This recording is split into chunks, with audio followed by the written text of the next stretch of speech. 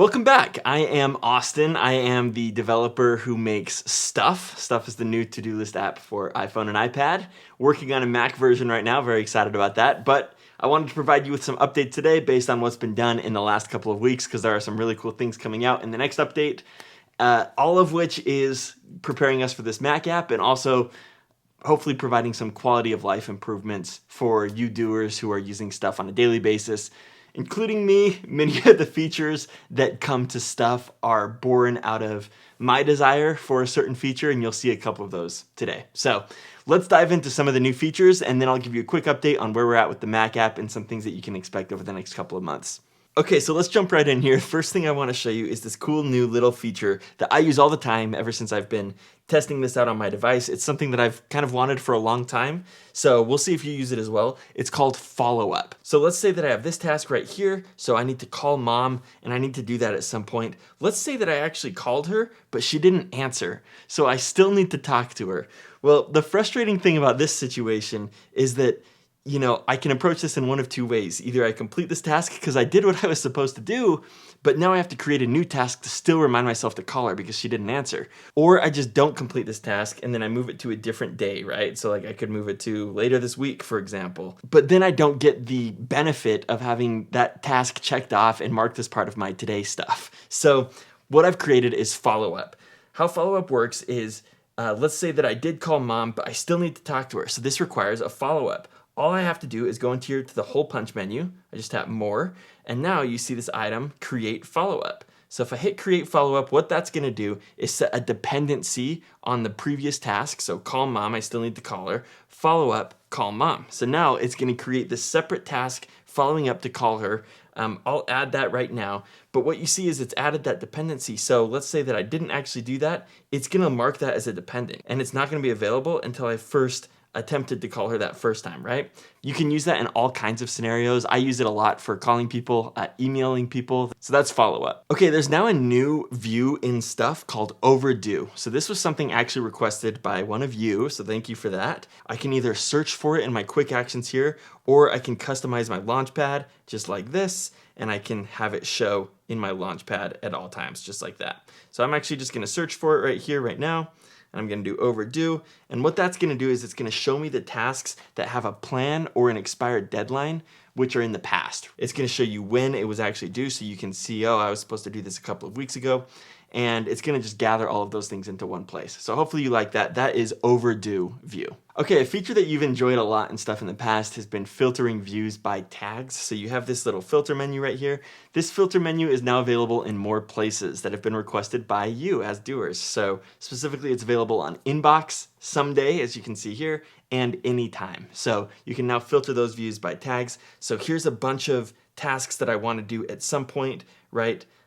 And now I can see these tags that are relevant to these tasks down here, and I can filter them accordingly. So I can go into Someday and I can see, hey, what's all of the photography things that I want to do someday? And it'll automatically just filter this view by all of my photography related tasks. So all of that is now on those new views, Inbox, Someday, and Anytime. It's going to be coming to even more views in the future, including things like upcoming. One other little addition, in a past update, we just released the ability to exclude tags. So whereas right now I'm filtering for only photography, now I'm filtering for things that don't have photography attached, and that setting can now be controlled right here within the filter menu, so I can just toggle it right there. If I toggle it off, then it'll just go on and off rather than an exclusion menu as well. So that's available to you right here within the filter button rather than having to dig through settings. Okay, another new feature is that sorting and exporting tasks will now work based on which tasks you currently have selected. So previously those would just ignore the tasks that are currently selected and it would just do it to all of them.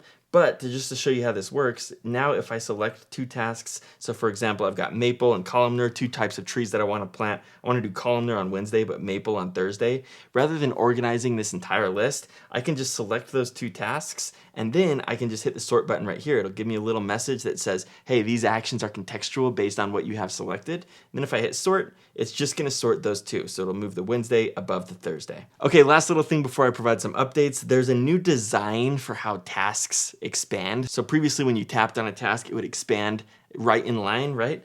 We're playing with a new design here. Let me know what you think. When I open this up, that's gonna open up on top actually, and it's gonna provide this cool little benefit of being able to see some additional information on the task. So for example, I can see when this was created. I can also mark it as complete. That little completed card will slide right in the bottom just like that. So this is kind of the new design I'm playing around with. I'm thinking that we'll release this as kind of an experimental feature first. That is called the task chip card. So let me know if you're interested in that. Okay, beyond updates that are coming this week to stuff, my main priority, as you know, over the last few weeks has been getting a Mac app out for stuff. Super excited about this. I'd say we're still making really good progress. There's a lot that goes into it. Making the window right, and so that I can have multiple windows open with different lists.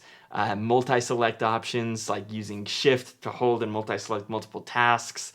A settings window that feels native on Mac. These are all things that I'm thinking about and working on. The idea is that the Mac app feels really natural to use. When you do get to try out the Mac app, it might not feel extremely groundbreaking from what you've tried on iPhone and iPad, but hopefully it feels natural. And there's a lot of work that goes into making a product feel easy. So that's all the work that I'm putting in right now.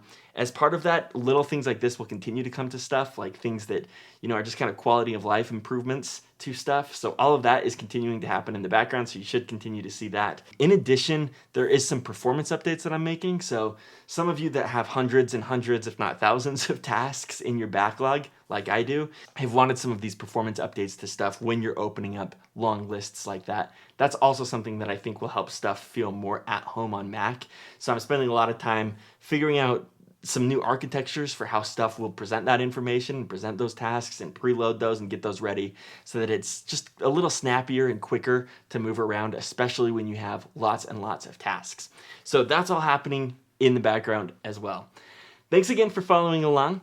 Again, lots of good stuff happening. One other shout out that I want to make is that stuff has been featured in some podcasts recently and will be in the future as well. So something to look out for. If you listen to Cortex, there was a recent episode with Hank Green, the Hank Green, and Stuff was a sponsor of that episode. So near the end, you can hear a nice little snippet about Stuff. So I'll attach that below so that you can listen to that. Kind of fun. If you listen to 9 to 5 Mac Daily podcast, that's where Stuff will be featured as well over the next few weeks. So exciting stuff happening. And thank you for sticking along for the journey. As always, let me know your feedback, requests, and how stuff is going for you. And I will talk to you again soon.